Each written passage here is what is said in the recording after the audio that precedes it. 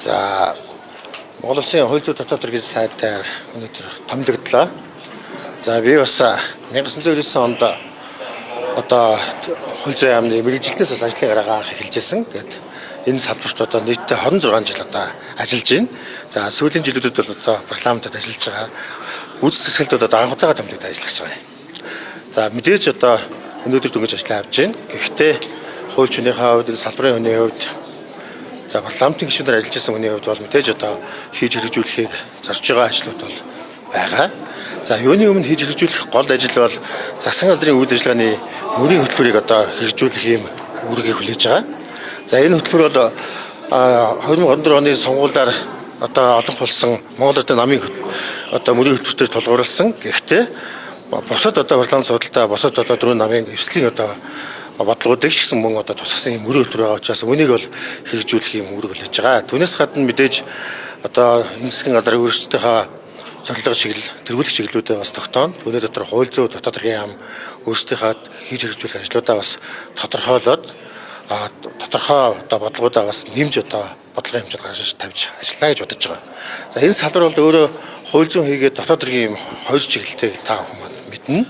За хууль зүйн чиглэлээр хууль зүйн бодлогын хувьд бол одоо хүн төвтэй хүний эрх хэрэгчлөө дээдэлсэн ийм одоо бодлогыг авч хэрэгжүүлэх ийм үүргийг бол хүлээн. За энэ дотор бол одоо эрх зүйн шинтгэлийн хөтөлбөрийг бол одоо хэрэгжүүлэх шаардлагатай гэж үзэж байгаа. За өмнө нь одоо 1992 онд үндсэн хууль батлагдсанаас хойш бол юу хийсэн?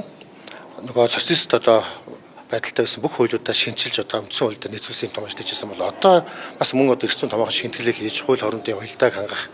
За тэр дотор одоо нийтийн болоод хувийн эрх зүйг бас шинтгэх юм шаардлага байна гэж одоо харж байгаа. За сүүлийн 30 жилийн хугацаанд бол бид ер нь одоо нийтийн эрх зүй буюу одоо илүү төр таарсан ийм одоо эрх зүй хийгээд энэ зохицуулалт руу илүү харж байсан бол одоо илүү хувийн эрх зүй, за түүний дотор эдийн засгийг одоо эрх зүйгээр дэмжих, эдийн засгийн эрх чөлөөг одоо тунхаглах, түүнийг одоо тулгуурласан ийм одоо эрх зүйн шинэ орчин шаардлагатай байна гэж бас харж байна. За түүнээс гадна одоо иргэдийнхээ амар тайван амьдрахын боломжийг бүтүүлэх үүднээс гэмтэрэгтэй тэмцэх, гэмтэргээс урьдчилан сэргийлэх, нийгмийн хэв журам хангах асуудлаар бол одоо энэ тогтолцоогоо бол илүү төгөлдржүүлэх шаардлага бол байгаа. За энэ дээр бол одоо шинэ төрлийн гэмтэрэг, зохион байгуулалтын хэрэг, за хард тамхи гэдэг одоо эдгээр хэрэгүүдтэй тэмцэх энэ чиглэлдээ бол нэлээд бэхжүүлэх юм шаардлага байна гэж харж байна. За хууль зүйн яамны бас нэг үүрэг бол одоо хууль тусруулалтыг та хүмүүс мэднэ.